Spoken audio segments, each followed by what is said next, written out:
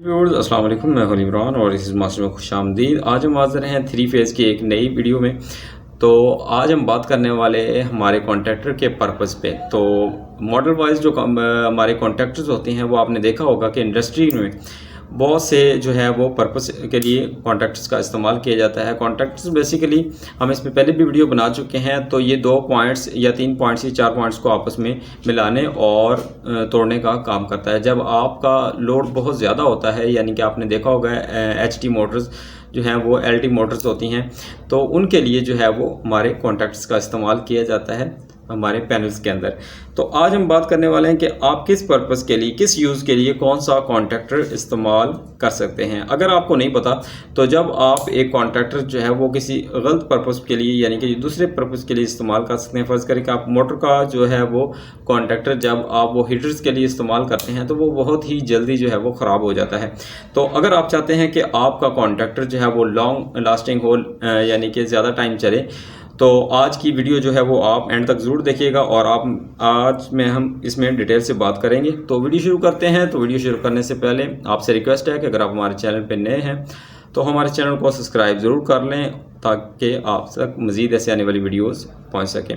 तो सबसे पहले बात कर लें, हमारे पास ये एक कॉन्ट्रैक्टर है। तो ये ऊपर लिखा हुआ है SCN 2 का। तो बेसिकली ये 2N का कॉन्ट्रैक्टर है, मैग्नेट कॉन्ट्रैक्टर, जो मतलब के मुख्तलिफ पर्पज़ के लिए इस्तेमाल किया जाता है। लेकिन अगर आपको नहीं पता कि किस लिए इस्तेमाल किया जाता है तो मैं आपको यही बताने वाला हूँ। तो ये आप देख सकते हैं कि यहाँ पे इसकी जो है वो ऊपर ही मेंशन किया गया है AC1।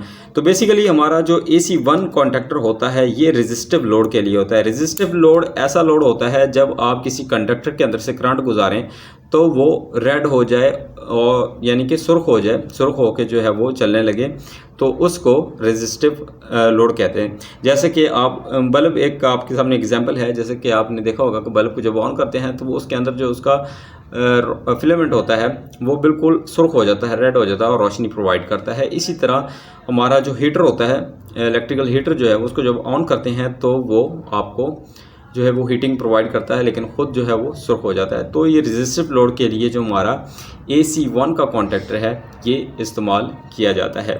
तो आगे चल के हम बात कर लें इसी तरह जो है AC2 का। तो AC2 कॉन्ट्रैक्टर तो हमारे पास अवेलेबल नहीं है, लेकिन उसी की भी इसी तरह जो है वो उसके ऊपर जो है वो रेटिंग लिखी होती है।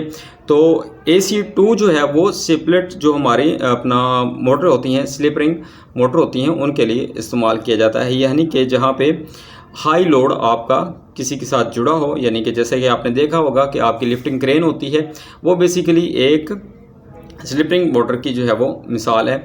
तो उसके लिए जो है वो AC2 कॉन्ट्रैक्टर जो है वो इस्तेमाल किया जाता है। रेटिंग में हम बाद में बात करेंगे कि आप उसमें कितने लोड के साथ कौन सा कॉन्ट्रैक्टर कितने लोड का जोड़ सकते हैं, कौन सा मॉडल जोड़ सकते हैं, तो वो हम नेक्स्ट वीडियो में बात करेंगे। इस वीडियो में जो है हम आपको यही बताएंगे कि आप जो है वो किस पर्पज़ के लिए कौन सा कॉन्ट्रैक्टर इस्तेमाल कर सकते हैं।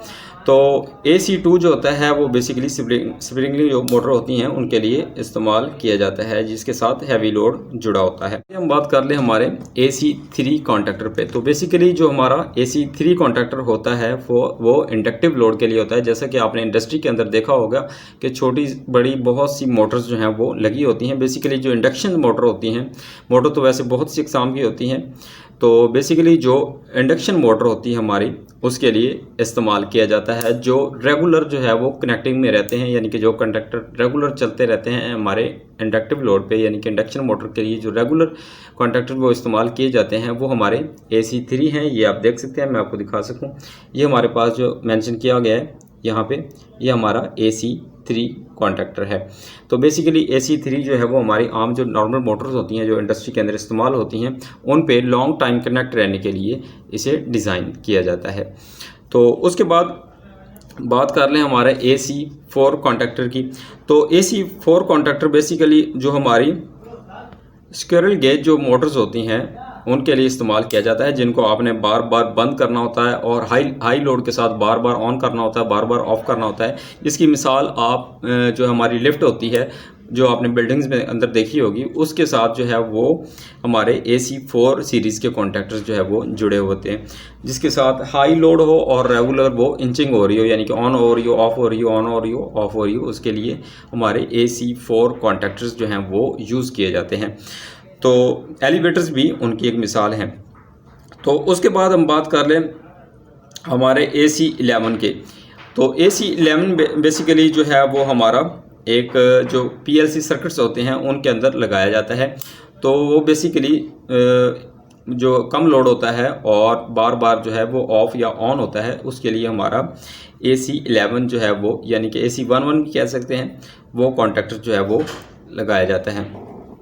तो उसके बाद हमारे बात कर लें AC-B6। बेसिकली AC-B6 जो हमारा होता है वो कैपेसिटर पैनल्स के लिए, यानी कि जो हमने पावर फैक्टर को कंट्रोल करने के लिए इंडस्ट्री के अंदर पैनल रखे होते हैं, उनके अंदर जो है वो कैपेसिटर को आप पावर फैक्टर कंट्रोल करने के लिए जो कॉन्टैक्टर इस्तेमाल करते हैं वो बेसिकली AC6B मॉडल के होते हैं। जैसा कि मेरे पास एक कॉन्टैक्टर है, मैं आपको दिखा सकूं, तो ये बेसिकली जो है वो कैपेसिटिव लोड के लिए है। तो ये आप देख सकते हैं कि इसके ऊपर जो है वो इसकी सीरीज़ मेंशन हुई होगी। तो मैं आपको जूम करके ये दिखा सकूं, तो ये आप देख सकते हैं हमारा AC6B। तो AC6B बेसिकली ये कैपेसिटिव लोड के लिए आप कैपेसिटर पैनल के अंदर जो है वो इस्तेमाल करते हैं। कैपेसिटर के पावर फैक्टर्स जो है वो कंट्रोल। ऐसे ही चल के आगे हमारी बहुत सारी सीरीज़ हैं जो कि कॉन्ट्रैक्टर्स की मुख्तलिफ पर्पज़ के लिए इस्तेमाल होती हैं। तो ये जो इंपॉर्टेंट सीरीज़ थी जो हमारी रेगुलर इंडस्ट्री के अंदर यूज़ होती हैं, वह मैंने आपको बता दी हैं। और उसके बाद अगर आप चाहते हैं कि हम इस सीरीज़ पे आगे नेक्स्ट वीडियो बनाएं, तो आप कमेंट बॉक्स में हमें जो है वो गाइड कर सकते हैं। हमारा आगे जो इसके साथ जो मुख्तलिफ सीरीज़ के हैं उनमें से AC12 है, AC13 है, AC15 है। इसी तरह चल के DC1, DC2 और DC3 कॉन्टैक्टर्स होते हैं जो कि मुख्तलिफ पर्पज़ के लिए इस्तेमाल किए जाते हैं। तो उम्मीद करता हूं कि आपको ये वीडियो पसंद आई होगी। हमारे चैनल को सब्सक्राइब ज़रूर कर दीजिएगा और बेल आइकन को भी प्रेस कर दीजिएगा ताकि मज़ीद ऐसे आने वाली वीडियोज़ आप तक पहुँच सकें। दुआ में याद रखिएगा। अल्लाह हाफ़िज़।